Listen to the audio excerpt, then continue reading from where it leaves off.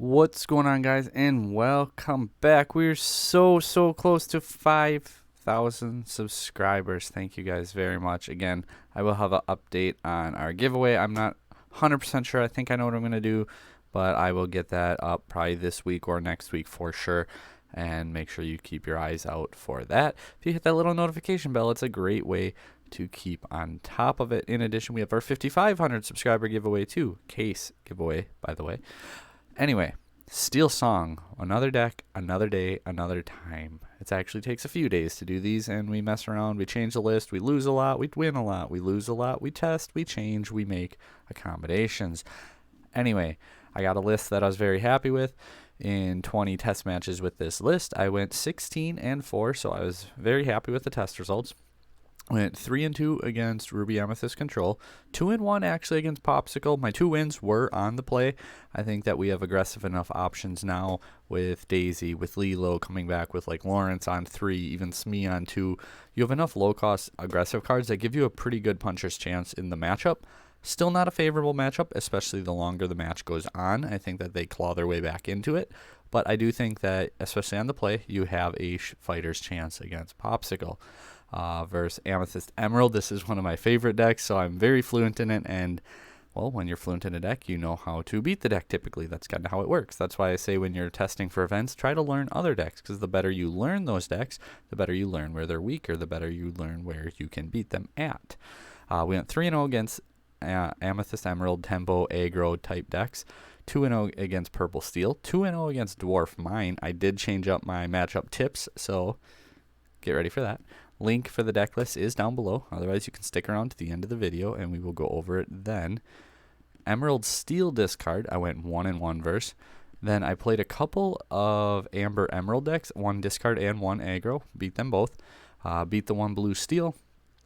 I actually had a 10-10 split on my matches for on the play versus on the draw, so that was kind of nice. Usually it's like 9-11 one way or the other. I went 9-1 on the play. I think this deck is incredible on the play, especially if you hit your halfway decent hand. Like, there's so many good routes that this deck can play with, though, too. On the draw, I went 7-3. Overall games, though, on the play, I was 18-3. Small sample size, I will say that. I was overly happy with how I was doing on the play. Part of this, too, is, like, certain matchups, like if you hit an aggro or tempo matchup on the play, or on the draw, I mean, you can easily win that on the draw, and then they're obviously going to go first again, so that gives you on the draw, and I'm talking about on the draw when I'm on the play, so that don't really make sense. But the matchup part did. Like, depending how many aggressive decks you play, and you see I had 3 tempo, 2 purple steel, Dwarf Mine's an aggressive deck, a lemon lime aggro. Like, I played quite a few aggressive decks, so that does play a big role in the win percentages, everything like that. Like, wherever you play is going to dictate the deck you should play, based on your meta, things like that. I do have a extensive deck video if anyone's interested, but so on the play I did really well, 18-3.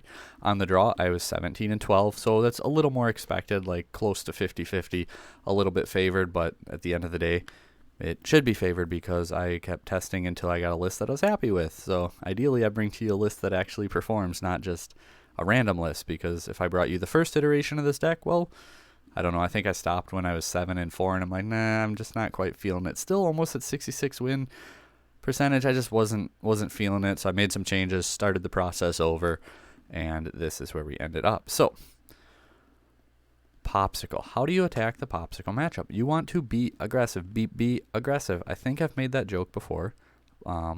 But yeah, with Daisy, with Lilo, with Mr. Smee, again, Lawrence on 3, you have the tools to do it, and this is your best chance versus that deck. You don't want to get into a long, grindy game versus Popsicles, so I think that being very aggressive in trying to beat them off the jump. You do have things like Pete for Be Prepared Later. You could even whole new world them if you're getting close to that point, too. Like, you know, maybe they have their hand, they cater their whole play towards their hand. Drop that wheel on them and hope that their hand that they draw isn't as good as what they had. Downside, sometimes they run a little low on cards, so Whole New World actually refills their hand, so it's kind of a catch-22. Play it kind of depending on the scenario that you're in at that point in time. Mirror matches. I didn't get any mirror matches. So this is just theory. I'm not an expert on Steel Song. I don't want to pretend it. In a mirror match, how would I approach the matchup, I guess? It's not really going to be a fast one, because if you're trying to be aggressive, like aggro, I don't think that's a great idea, because Steel Song is so good against aggro. But if you can set the tone, get them to react to you, getting Big Cinderella down, like she's very difficult to deal with unless they're playing something like the Queen package or World's Greatest Criminal Mind. If they're not playing that kind of stuff, Cinderella can be very difficult to deal with, or at least take multiple characters to do it, or like the perfect combination of cards, things like that. Shift Ariel, I think she is very strong. The 8 willpower makes her stick around. The additional splash damage that she enables you to do too. I think if you can get into that grindy game, get these characters down first, you're going to be in a pretty good spot. A well-timed Pete to be able to stop your opponent when you know they're going to come down with that Zeus, with that Whole New World, things like that. Like just being able to be ahead of them and force them to react to you. Again, I did not get to test against the mirror at all, so this is more theory and less in real life experience. It's just kind of the approach that I personally would take. Not saying to mulligan for these high cost cards, because you don't really want to mulligan for a 7 cost card, especially on a shift 5. If it was like Ariel, but if it was say shift 3, like a 6 cost shift 3 or 5 cost shift 3, that would be a little bit different. But a 7 cost shift 5, I'm not going to mulligan for it. But if you can get to her, she's a good card to get to. Like if I see her turn 3, turn 4, I'm not going to ink her. I'm going to try to get her to stick down on the board. Versus Ruby Amethyst. This one I do think you want to be a little bit more aggressive, kind of like Popsicle. You don't have to go full-born like balls to the walls with it though. Like turn 3, definitely you can come down with your Ariel. Come down with your Ariel on turn 3, and especially if you hit like an aggressive approach on 1 and 2. If you didn't hit Cinderella, I like Cinderella on 1 if you're on the play though, because it deals with Flynn. Can Storm Rage on, Strength of Raging Fire, things like that. Get rid of that Flynn so they're not getting that 3 lore just loop recurring. So on the play, I do really like Cinderella. Otherwise, if you can like get Daisy, Smee, come back with your Ariel, it kind of forces their hand a little bit. Like, do they brawl the Daisy or do they brawl the Ariel? Because it's the singer. And most likely they're going to go after your singer, which means that you get to be a little bit more aggressive and get that early lore in on them. Well-timed Pete to stop the Be Prepared, because obviously Ruby Amethyst wants to slow the bleeding, not get too far behind, like fall behind. Like 13-0 is not an issue in Ruby Amethyst when you drop that B prep. And then you have Tremaine's, Medusas, Sisu's, things like that coming in on the back end. So if you can drop a couple well-timed Petes to push off that B prep and just really make their life difficult. Whole New Worlds, like your Whole New Worlds are going to be really good here. They're going to be trying to, like if you Whole New World them turn 6 or so right before they can be prep, or even turn 5 before they can Tremaine or Medusa, there's a really good chance you hit 1 to 2 of those high cost power cards that they have. If you don't, that's very unfortunate. It means that their hand was already unfortunate, but how do you know that? But yeah, if you can, your Whole New Worlds are definitely going to be a big thing here too, just to be able to dump them cards out of their hand. I don't necessarily want to do it on turn 2. I would rather do it like when they have like 5 ink. That's kind of the good spot to do it, because their hand is as loaded as it can be. They already hit some draw cards. They already had that dig consistency. I'm going to shape my hand. So if you can drop your Whole New World in that time frame, would be probably the best time to do it. Dwarf Mine. Obviously it's a aggro deck, but you can't play it just like the other ones, because some of the other ones you have Pluto, you have Lawrence that are really good cards to just smash through a bodyguard, use your other characters to take out the aggressive threats. But those cards aren't going to be good here, because you put them down on the board and then your opponent is just going to move a character to the mine, ping a damage on it, and they lose all their strength bonus. So they're not going to really help you out a whole lot here, right? But getting something down like Ursula, who can sing your Along Came Zeus, is going to be very effective. Your Naveen, who can come into play and immediately play one of your songs, is going to be very effective here. And getting that Ariel down, who has the splash damage ability, is, again, going to be very effective here. So I found that this approach to the matchup has actually been working really well for me. Again, things like Lawrence and Pluto are great, like 4 strength, 5 strength when they don't have damage.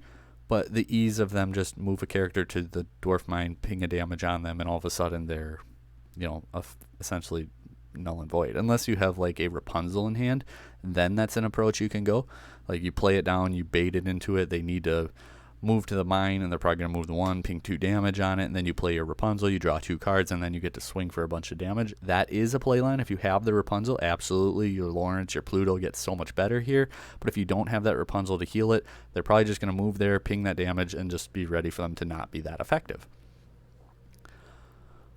Versus other aggressive style decks, again, not a whole lot's changing here. I really like the aerial shift on 4 just for the splash damage, because you can all of a sudden sing a song, take out this character, deal the extra damage, take out the like a bodyguard, then attack into more characters. It just really allows you to attack multiple threats on fronts. Cinderella, obviously a 1-cost 3 singer. Your strength and your storms, you know, not too much more to say about that. She's really going to put in work. And then the Robin Hood shift line even is pretty nice.